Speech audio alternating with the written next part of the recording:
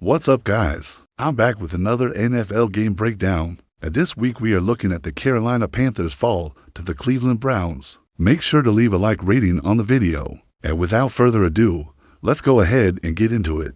We'll start off by looking at some player props. As always, odds are via Winbet, and all lines can be found in the description below.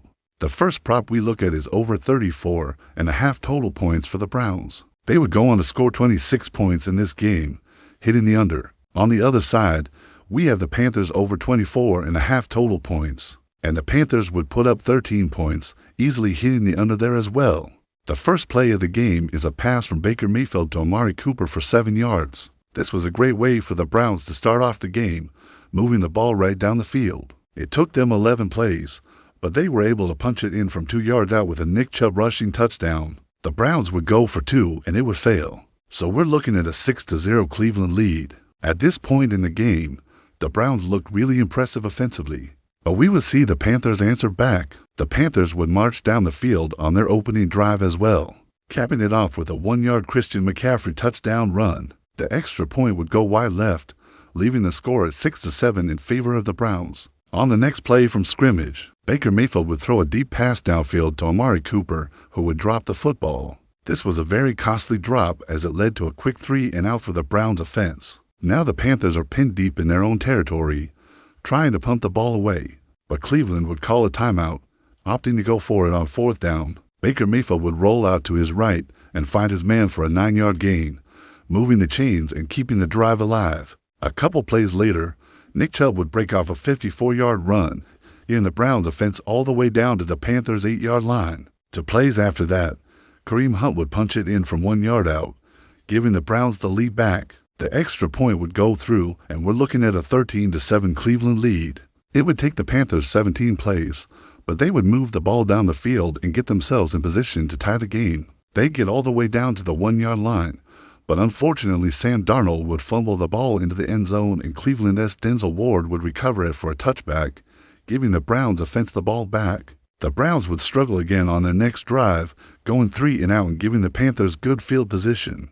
However, the Panthers' offense would also go 3-and-out, forcing them to punt the ball. This time Cleveland would be forced to use their second of 2 timeouts. The Panthers would fair catch the punt at their own 43-yard line. It was at this point in the game where I thought the Panthers were gonna take over. The Browns' defense couldn't get a stop, and Sam Darnold seemed to be finding a rhythm with his receivers. Here we see the Panthers in a 3rd-and-10 situation. Sam Darnold drops back and looks for a receiver. He'll find Robbie Anderson over the middle for a 13-yard gain, converting the 1st down and picking up some valuable yardage. That drive would ultimately end in a 49-yard field goal attempt, which would go wide right. We're still tied at 13 as we head into the half. To start off the second half, both teams would trade punts. The Panthers would get the ball back and decide to go for it on 4th and inches. Unfortunately for the Panthers, Sam Darnold would be stuffed on the quarterback sneak attempt, and the Browns would take over possession.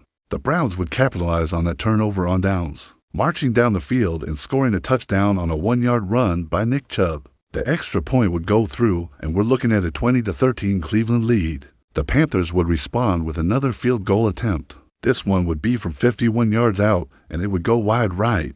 The Browns would go on to add another field goal of their own, pushing the lead to 10. At this point, the Browns were comfortably leading the game, and their game plan seemed to be establishing the run and controlling the clock. The Panthers would get the ball back and put together what was their best drive of the game. Sam Darnold would find Robbie Anderson for 32 yards. Later in the drive, he'd find DJ Moore over the middle for a 14-yard gain. And finally, Sam Darnold would keep it himself on a 2-yard QB sneak to bring the Panthers within 3 points. The extra point would go through, and we're looking at a 23-20 Cleveland lead. The Browns would go on to control the ball for nearly 7 minutes on their next drive, milking the clock and pinning the Panthers deep in their own territory. They would force another punt, and the Panthers would be forced to start their next drive. From their own 1-yard line, Sam Darnold would drop back to pass and try to find Robbie Anderson downfield. Anderson would make the catch, but he would be brought down from behind by Grant Delpit. The ball would come loose, and the Browns would recover. The Panthers were now pinned deep in their own territory, and they had used all of their timeouts. The Browns would take advantage of this, scoring a touchdown on a 1-yard run by Nick Chubb. The Browns would go for 2, and it would fail. leaving the score at 29-20 in favor of the Browns with only 1:45 left to play. The Panthers would get the ball back and march down the field quickly. Sam Darnold would complete a 19-yard pass to Robbie Anderson. He would then hit DJ Moore for 25 yards. Just when it looked like the Panthers might be able to score, Sam Darnold would throw an interception on the goal line, sealing the victory for the Browns. When looking at the film, the Browns' offensive line looked great. They created holes for Nick Chubb, who would go on to rush for 142 yards on 22 carries. In my opinion, if you want to beat the Panthers, establishing the run game is the way to do it. Sam Darnold struggled in this game, throwing for only 125 yards while also throwing an interception. If you can establish the run early, the Panthers will be forced to respect the run, and that will open up opportunities in the passing game. Another thing I noticed when watching the film was the Browns' defensive ends were constantly pressuring Sam Darnold. Myles Garrett was held in check, but Jadeveon Clowney had a big game for the Browns, recording the sacks on Sam Darnold. The key for the Panthers moving forward will be protecting Sam Darnold and giving him time to find his receivers. Now, when looking at the box score, it may look like the Panthers had a terrible game. Offensively, they did have 315 total yards, 18 first downs, and were only 3 of 12 on third down. Where the Panthers lost this game was in the red zone. They had for total red zone possessions and only came away with 3 field goals and 1 touchdown. In today's NFL, you have to finish drives, and the Panthers just didn't do that in this game. The Browns also won the turnover battle, forcing the fumbles and 1 interception.